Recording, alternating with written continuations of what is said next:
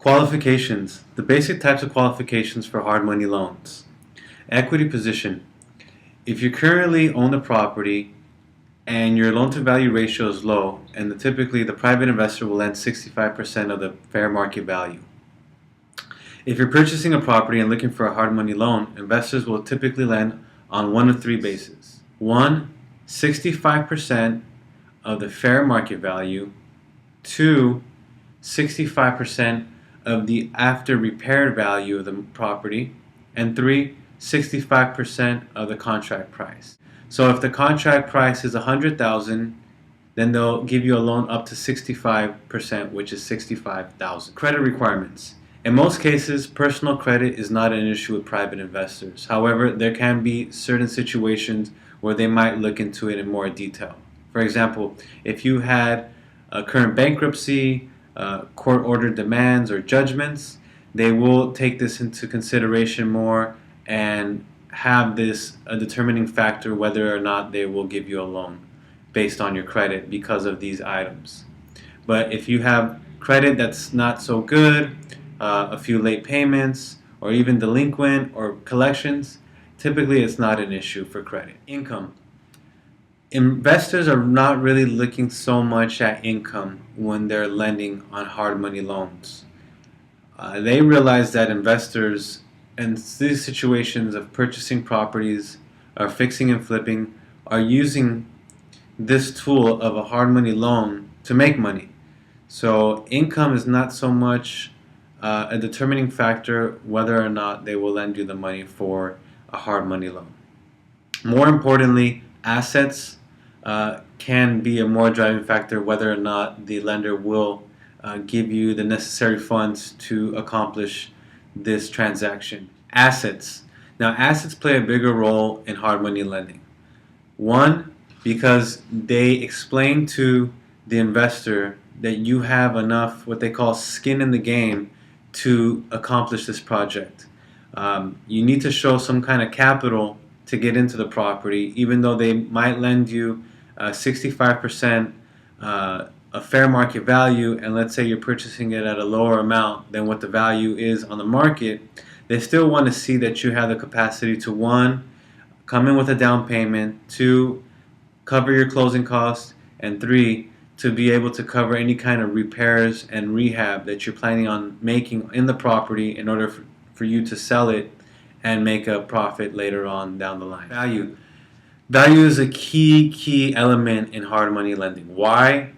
Well, you need to be able to establish value in the property.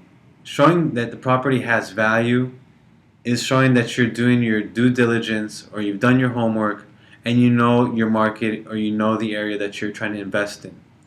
You don't want to buy a property for $100,000 when it's only worth $50,000. You're going to send a hard money lender running away. You want to do the opposite. You want to be able to establish a value of a property higher than what you have the property in contract for. Or if you own the property, you want to be able to make sure that the property has at least 40 to 50% equity in it before going out to ask for a lender's help or getting money from him. So value is important. You want to make sure that when you go to an investor, you know that the area that you're working in, you want to be able to provide comparables or comps, how they call it, to show that, you know what, after this property is fixed up, it's going to sell for X amount of dollars, the contract price is for less, therefore we have a margin to work with already to make it a little bit more safer or give the hard money investor less worries that he's not getting into something super risky. Now, construction loans, basically they kind of just fall into the situation of hard money as well too. When you go for a construction loan, basically what you want to determine to the lender is the project, how much the project's going to cost, and what you think the property is going to be worth after the project is all said and done. The more information that you can provide to the investor, such as an appraisal, a broker's pricing opinion, or any kind of comps that you might have, is all definitely going to be a plus. So a construction loan pretty much just basically is like any other loan when it comes to hard money lending. Sometimes um, it can be a little bit more complex because you're dealing with just dirt and you're looking for the actual materials and cost of getting the property from its state of dirt to an actual building versus a property that's already existing, a structure that's already existing, and that you need to make some repairs to it. So construction loans in this market right now could be a little bit more difficult versus a property that already has an existing structure on it that needs to be or have repairs. Why? This could be because of more um, things that you need to get from the city, for example, permits, entitlements, more parties involved, such as architects, people that need to survey land. So it could be a little bit more difficult for a construction loan and to be more intricate. If you're looking for a hard money loan and you have the idea that a hard money loan you can get it done in a breeze, well, going after a construction loan for a piece of land and you want to put a property on there brand new is going to be pretty difficult, I must say. So residential loans. If you listen to the qualifications video blog that we had, you know that a lot of the qualifications that are required have a lot to do with residential. So for example, residential, a lot of times investors are looking for what the current market value is of the property or the after repaired value. So for example, if you pick up a property at $100,000 on a contract, let's say through a foreclosure or a short sale, and you can establish that the value of the property is around $200,000 based on the comparables in the area or homes that recently have sold within the last 30 to 60 days, well, the lender will lend based on the fair market value. So that means that they will give you 65% of whatever the fair market value is. So even if you buy the property for $1 and the value of the property is $100,000, well, chances are they'll finance you the whole project. So commercial loans.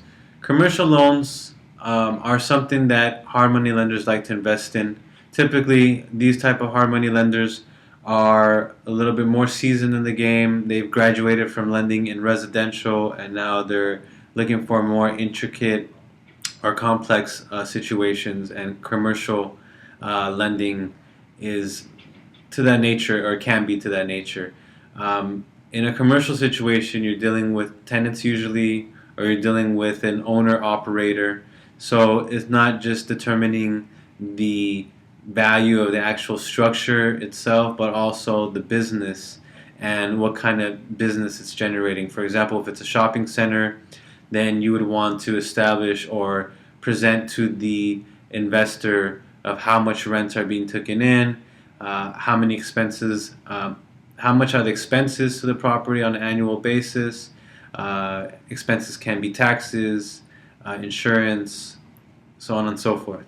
So establishing income for the actual business itself, whether if it's tenants or if it's owner-operated, a situation where you own the property and you also have a business running out of it, you would want to show both factors or both variables. One being the actual structure and trying to compare it to other structures in the area, and two, for the rents and how much the rents that you're receiving on each one.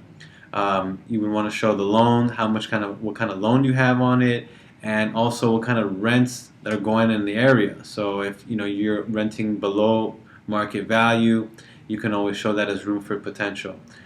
Commercial loans are something that can be, like I said, more intricate, more complex. However, there are tons of private investors out there willing to lend on these.